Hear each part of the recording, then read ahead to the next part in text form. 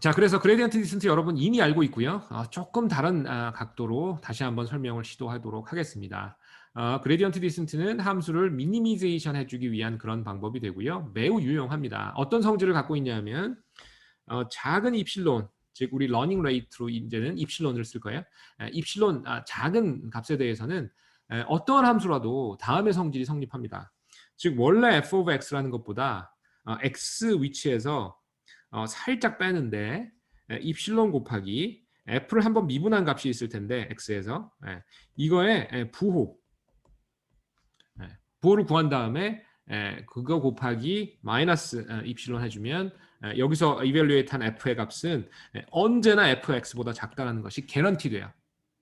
이게 도대체 무슨 얘기인지 살펴보면 뭐 그 전에 잠깐 말로 한번 해보면 위에 있는 것을 말로 옮기면 f of x라는 것을 우리는 언제나 조금 감소할 수 있는데 어떻게 감소하냐면 이 x를 옮겨가요. 옮기는데 어떤 방향으로 가냐면 어떤 방향으로 옮기냐면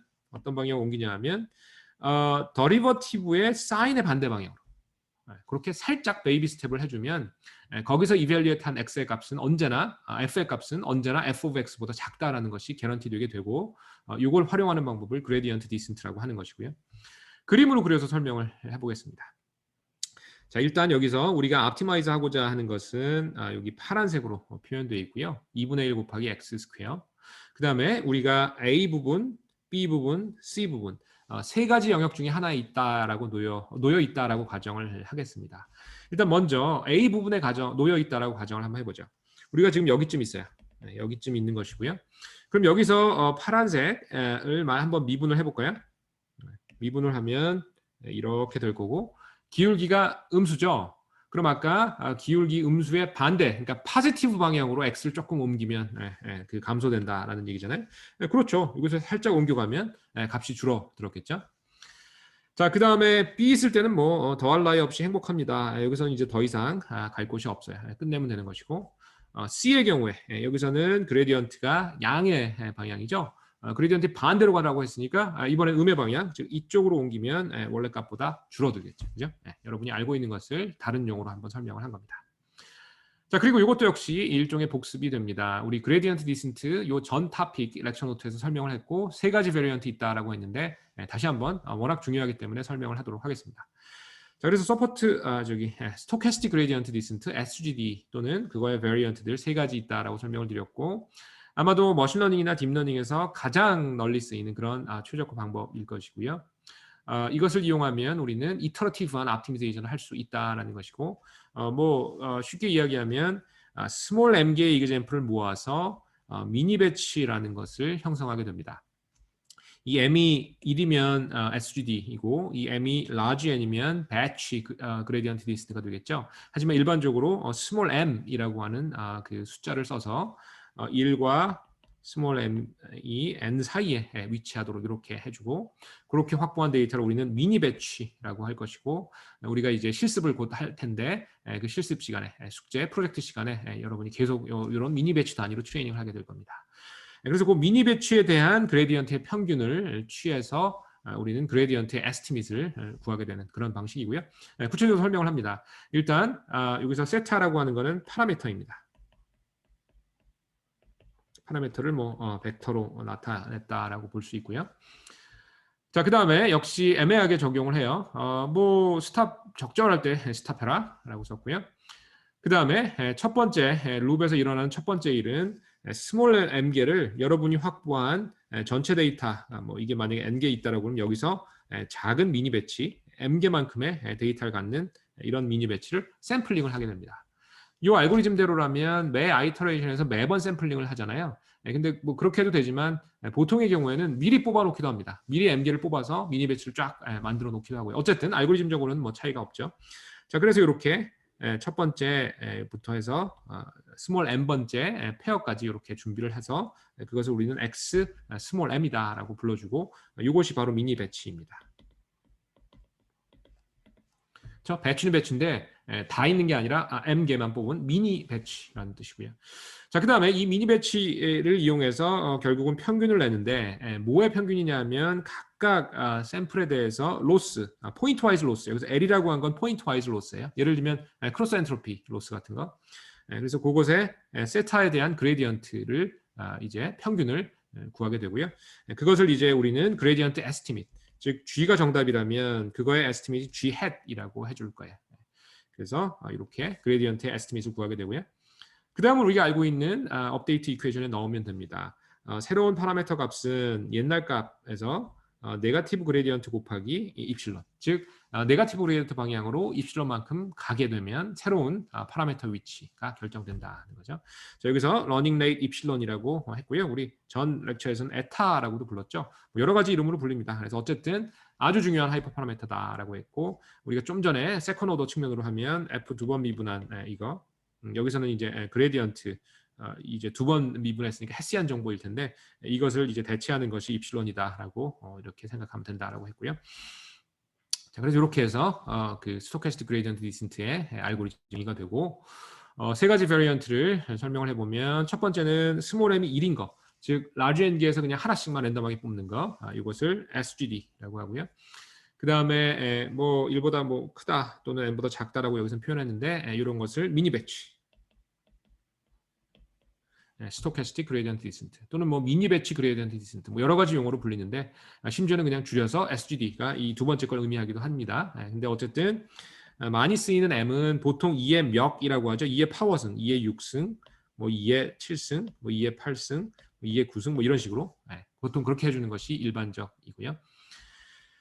자, 그 다음에 마지막은 배치 그레디언트 디센트죠. m이 large n인 이런 경우, 즉 우리가 확보해 있는 데이터를 매 아이터레이션마다 다 보고 그레디언트를 다 구한 다음에 평균을 전체에 대해서 내는 이런 느린 방법, 이것이 배치 그레디언트 디센트입니다.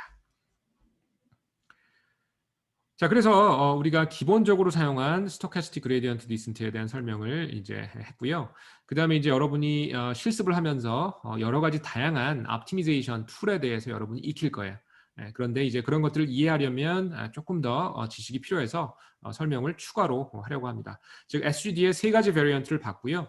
거기에 이제 조금 더 많은 그런 그 기술들이 들어가게 되는데 그 중에 첫 번째 거는 Method of Momentum이라는 방식이 됩니다. 자, 우리가 스토캐스틱 그레디언트 디센트 m이 1인 거를 한번 생각해 보면, 이거는 이제 우리 하산으로 비유하면 n명, 뭐 100명의 학생이 같이 이제 하산을 하고 있는데 그 중에 한 명한테만 물어보는 거잖아요. 그러니까 한 명한테 물어보기 때문에 실수를 할 수 있어요. 그래서 이제 우리 뭐 전문 용어로는 variance가 클 수 있다. 즉 몬테카를로 샘플링에 사실 해당을 하기 때문에, 몬테카를로 샘플링의 가장 큰 단점 중에 하나가 이게 마구 뽑히게 되면 이게 종잡을 수 없잖아요. 노이즈가 크다 하는 거죠. 그래서 이제 굉장히 노이지하게 되고요. 예를 들면 우리가 이렇게 갈 수 있는 것도 스토캐스틱 그레디언트 디센트로 하면 막 이렇게 매우 노이지하게 됩니다.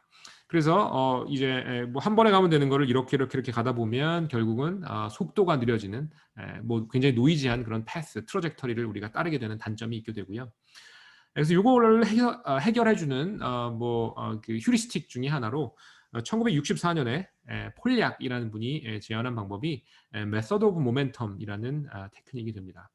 그래서 이것은 그냥 쉽게 말씀드리면 로우 패스 필터링이에요. LP, Low Pass. 그래서 이 교과목이 이제 전기정보공학부 교과목이긴 하지만 이제 그 외에 수강생도 있기 때문에 조금 설명을 드리면, 로우 패스 필터라고 하면 주파수가 낮은 것만 통과시키는 거예요. 그러니까 천천히 변하는 것만 통과시키는 거예요. 하이 패스 필터라고 하면 빨리 변하는, 즉 프리퀀시가 높은 것만 통과시키는 게 하이 패스 필터이고요. 그래서 요 메소드 모멘텀은 일종의 로우 패스 필터라는 것이고, 요 필터 용어는 몰라도 되고 혹시 이제 관심 있다면 거기에 해당한다는 것이고, 얘는 이제 이런 지글지글한 이런 그 스토캐스틱 그레디언트 디센트의 비헤이비어를 조금 스무드하게 해주는 그런 역할을 한다라고 보면 되고요. 그 다음에 이거는 쉽게 얘기하면 무빙 에버리지하고 비슷한 개념입니다. 그래서 예를 쓰면 뭐 굉장히 복잡한 랜드스케이프, 예를 들자면 뭐 커버처가 높고 그레디언트가 뭐 작고 뭐 평평하고 노이즈하고 이런 그 쉽게 얘기하면 이렇게 예쁜 게 아니라 매우 복잡한 이런 상황에서도 그냥 단순한 그레디언트 디센트 기반의 방법보다 더 잘 동작할 수 있도록 그렇게 설계가 됐다라고 이제 알려져 있고요.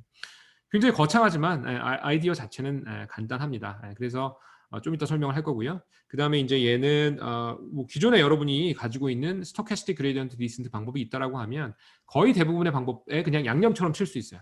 그러니까 이렇게 살짝 모디파이해서 더 잘 동작할 수 있도록 그렇게 할 수 있는 그런 장점이 있고요.